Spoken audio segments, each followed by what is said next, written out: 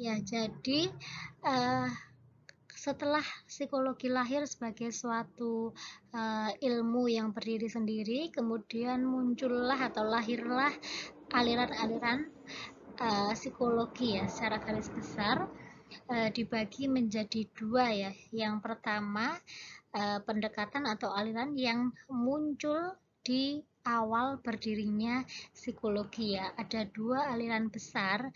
Yang pertama adalah strukturalisme dan yang kedua adalah fungsionalisme. Kemudian psikologi berkembang cukup besar ya. Lalu muncullah satu persatu aliran-aliran atau pendekatan-pendekatan dalam mengkaji psikologi. Ada pendekatan biologi, kemudian ada aliran behavioristik, kemudian aliran psikodinamika, ada aliran humanistik, lalu muncullah aliran kognitif, evolusioner, dan sosial budaya. Kita akan pelajari satu persatu. Nah, yang paling awal pendekatan ilmiah setelah psikologi lahir adalah strukturalisme ya. Ini tokohnya salah satunya adalah Wilhelm Wundt di tahun 1879. Wundt ini mendirikan laboratorium psikologi yang pertama dengan eksperimennya mengenai pengukuran manusia melalui pengukuran fisiologis. Jadi Wundt ini eksperimennya mengukur waktu yang dibutuhkan oleh otak manusia dan sistem syaraf untuk menerjemahkan informasi melalui tindakan. Jadi diberikan stimulus tertentu, kemudian seberapa lama sih waktu yang dibutuhkan otak dan sistem syaraf dalam menerjemahkan informasi tersebut. Pendekatannya dikenal dengan pendekatan strukturalisme ya. Strukturalisme adalah aliran psikologi awal yang berupaya mengidentifikasi berbagai struktur pikiran manusia. Jadi menurut Wundt ini bahwa jiwa itu terdiri dari beberapa struktur ya, atau elemen kayak gitu ya. Elemen kesadaran yang penting adalah sensasi dan perasaan. Sensasi itu adalah proses kita dalam mengindra ya. Mata kita melihat sesuatu, telinga kita mendengar sesuatu, kemudian kulit kita merasakan sesuatu, hidung membau atau mencium sesuatu, itu adalah proses sensasi. Dan sensasi ini menurut Wundt merupakan elemen kesadaran yang penting karena dalam proses sensasi ini menghubungkan antara dunia luar dengan dunia dalam kayak gitu ya. Dunia dalam itu apa? Kita berpikir, kita mempersepsi atau menilai apa yang kita lihat kayak gitu ya, apa yang kita dengar dan apa yang kita rasakan. Jadi inti dari aliran strukturalisme ini bahwa menurut Wundt pikiran atau jiwa itu terdiri dari beberapa struktur ya, atau beberapa elemen. Kemudian lalu muncullah aliran yang kedua, namanya adalah fungsionalisme. Tokohnya adalah William James di tahun 1842 sampai 1910. Fungsionalisme ini berupaya untuk mengkritik strukturalisme ya, karena menurut fungsionalisme tadi strukturalisme lebih fokus pada bahwa jiwa itu terdiri dari berbagai elemen atau struktur. Nah, fungsionalisme ini dia dia mengkritik strukturalisme bahwa menurut mereka yang penting adalah bukan struktur atau elemen jiwanya atau elemen pikirannya, namun yang penting adalah fungsi dan tujuan dari pikiran dan perilaku kayak gitu. Fungsionalisme lebih memusatkan pada apa yang terjadi dalam interaksi manusia dengan dunia luar. Pikiran, menurut aliran ini, pikiran sebagai sesuatu yang sifatnya fleksibel dan cair, jadi selalu mengalami perubahan dan beradaptasi secara terus-menerus. Selanjutnya ini pendekatan psikologi kontemporer. Tadi ada yang pertama pendekatan biologi ya. Pendekatan ini mengatakan bahwa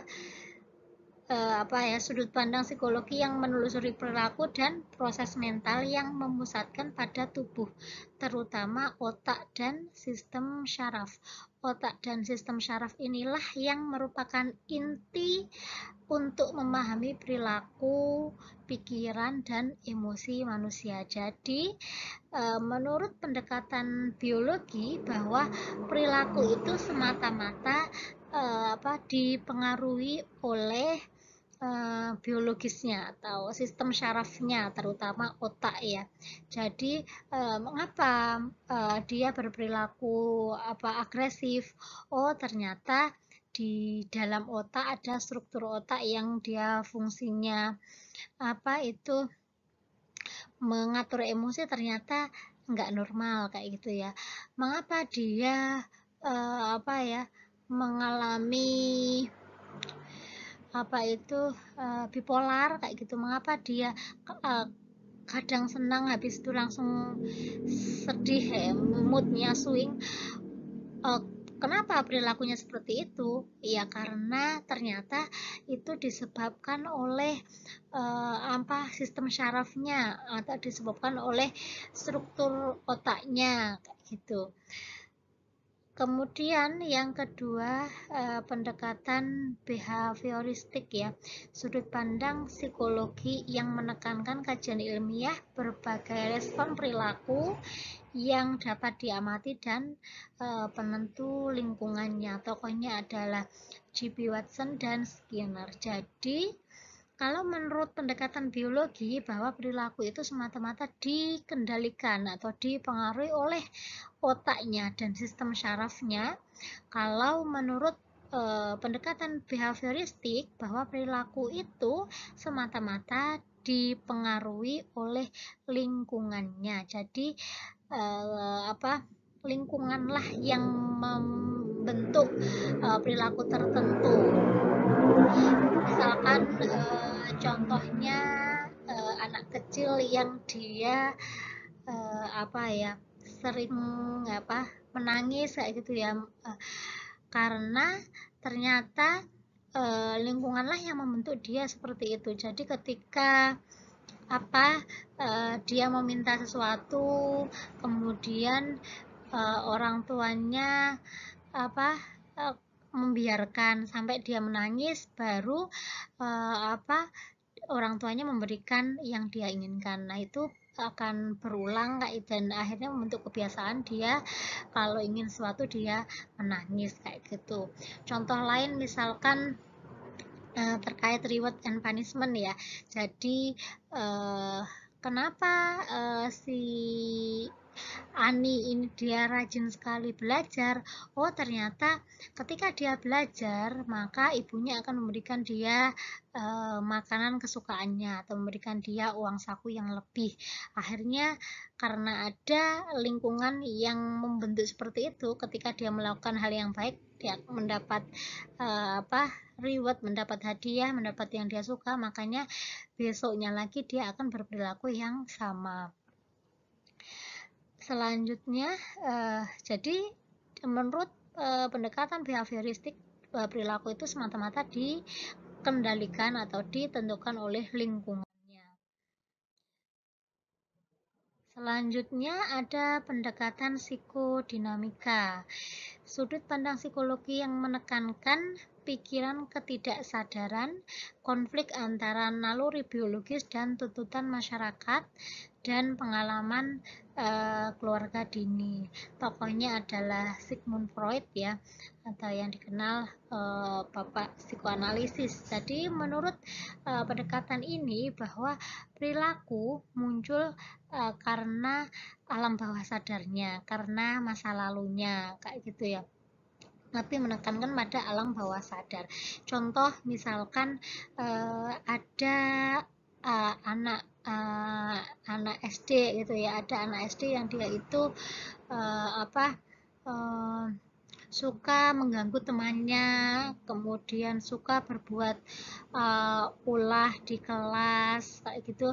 Setelah ditelusuri ternyata waktu masa kecilnya atau masa bayinya dia kurang mendapatkan kasih sayang. Akhirnya dewasanya dia mencari perhatian agar mendapatkan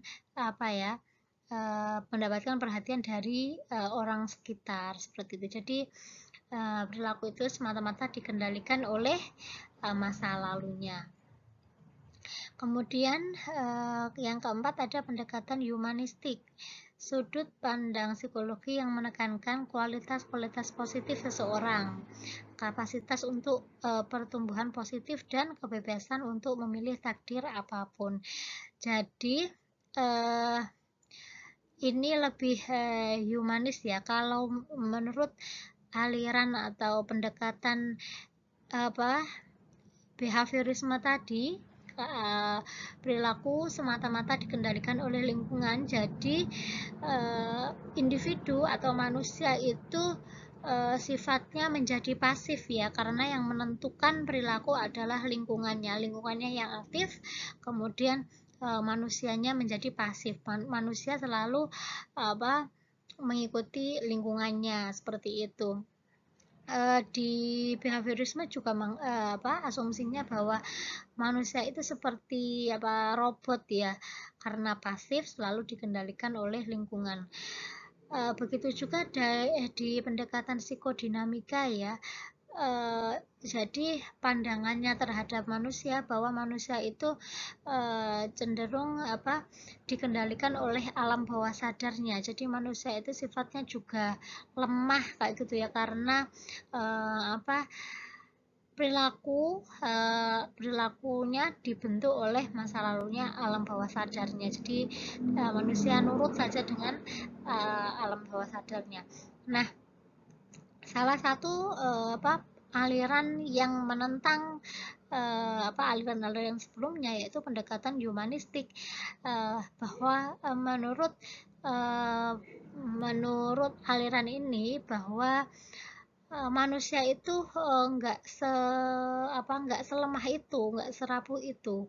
Manusia sebenarnya adalah aktif ya, dia memiliki kemampuan untuk memilih dia harus berperilaku seperti apa. Jadi tidak semata-mata dikendalikan oleh lingkungan dan tidak semata-mata dikendalikan oleh alam bawah sadarnya. Humanistik ini menentang aliran yang sebelumnya yaitu psikoanalisis dan behaviorisme. Setiap manusia itu dipandang oleh aliran ini memiliki kelebihan masing-masing, memiliki kualitas-kualitas yang positif, dan setiap manusia itu memiliki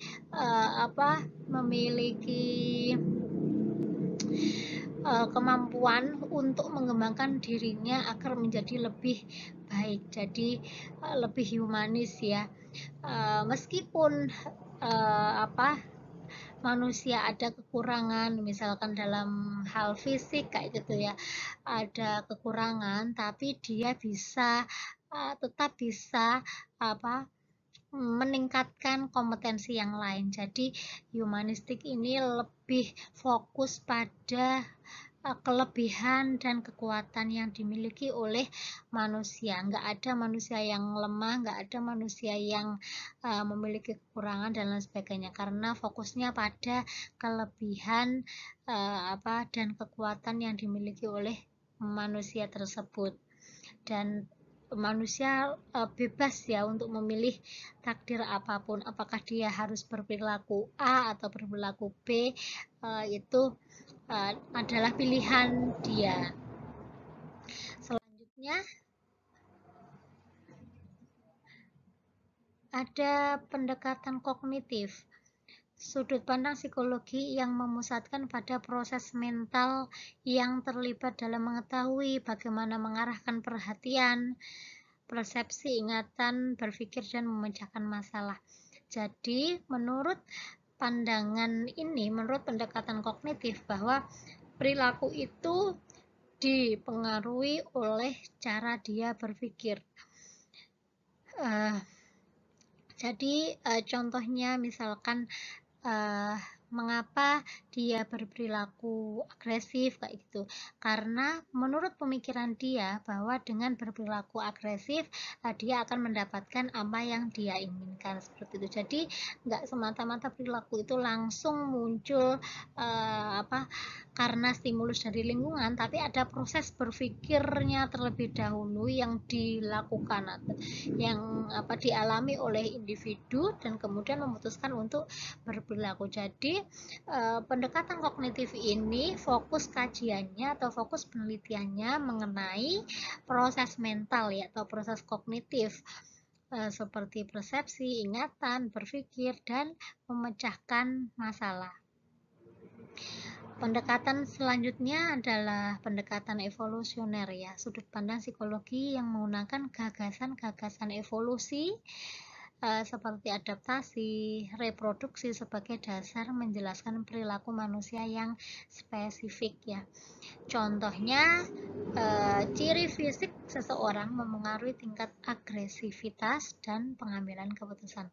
Jadi menurut pendekatan evolusioner bahwa perilaku agresif ini dipengaruhi oleh ciri fisiknya, oleh hasil evolusinya, seperti dulu nenek moyangnya, bagaimana cara nenek moyang beradaptasi, kemudian diturunkan pada anak cucunya, dan kemudian muncullah perilaku-perilaku tertentu. Selanjutnya ada pendekatan lintas budaya. Pendekatan ini atau sudut pandang psikologi yang menelusuri cara-cara lingkungan sosial dan budaya dalam mempengaruhi perilaku. Jadi menurut pendekatan atau aliran ini bahwa perilaku itu juga ditentukan oleh lingkungan sosial dan budayanya. Contoh misalkan perilaku dipengaruhi oleh budaya setempat ya. Misalkan kalau di Indonesia perempuan atau di lingkungan desa kayak gitu ya, perempuan keluar sendiri malam-malam itu perilaku yang kurang baik kayak gitu ya. Berbeda di kota atau di luar negeri atau di negara yang lain, bahwa perilaku wanita yang keluar malam itu ya biasa saja, nggak dinilai negatif atau yang lain. Nah, selanjutnya ini adalah spesialisasi psikologi ya. Jadi bidang spesialisasi psikologi ada banyak sekali ya, karena psikologi terus mengalami perkembangan, jadi lingkup kajiannya menjadi semakin banyak. Ada psikologi fisiologis dan neuroscience yang mempelajari tentang sistem syaraf ya, bagaimana kaitan sistem syaraf dengan psikis manusia. Kemudian ada psikologi kepribadian, psikologi sosial, klinis, industri dan organisasi, ada psikologi komunitas, ini berarti masyarakat ya. Kemudian kognitif, pendidikan, ada psikologi lingkungan, psikologi forensik ya. Ini sudah ke ranah hukum ya. Kemudian psikologi lintas budaya, psikologi olahraga, psikologi perkembangan, psikologi kesehatan, dan psikologi wanita. Dan tentunya masih banyak lagi yang belum saya sebutkan. Nah, sekarang mengenai karir bidang psikologi. Jadi, nanti setelah kalian selesai kuliah di jurusan psikologi, bidang kerjanya di apa saja ya, lingkup kerjanya. Di bisnis bisa menjadi personalia atau HRD atau staf sumber daya manusia yang mengelola karyawan ya, mengelola karyawan dari rekrutmen, kemudian menyeleksi karyawan, kemudian setelah diseleksi ditempatkan ya, placement, setelah ditempatkan kemudian diberi pekerjaan, setelah itu dinilai, diberikan gaji sampai termination atau pensiun kayak gitu. Itu adalah kerjaannya personalia atau HRD. Bagian rekrutmen, kemudian manajemen training, dan hubungan masyarakat. Kemudian di layanan sosial, kalau kalian nanti minatnya atau tertariknya di psikologi sosial, bisa menjadi konselor remaja, kemudian asisten kesehatan jiwa, konselor kerja, konselor penyalahgunaan nafza. Kemudian kalau di bidang penelitian bisa menjadi asisten peneliti, asisten kesehatan jiwa, dan analis penelitian. Oh ya, saya jelaskan ya. Jadi nanti program studi psikologi Islam, program studi psikologi nanti setelah lulus gelarnya adalah sarjana psikologi ya. Jadi kalau dalam kode etik psikologi termasuk dalam ilmuwan psikologi ya. Nanti kalau ingin melanjutkan ingin menjadi psikolog ya atau profesi psikolog, kalian harus melanjutkan S2 psikologi profesi kayak gitu ya. Jadi kalau S1 masih menjadi ilmuwan psikologi, belum mendapat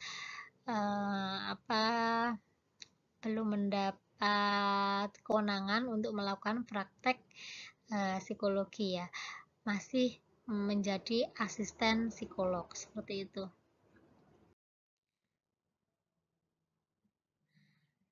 Nah, sekarang silahkan kalian memberikan contoh perilaku ya. Ini tugasnya, silakan berikan contoh perilaku di bidang sosial, kemudian industri, perkembangan pendidikan, dan klinis. Silakan dikerjakan kelompok ya, satu kelompok 4 orang, lalu dikumpulkan di koordinator kelas.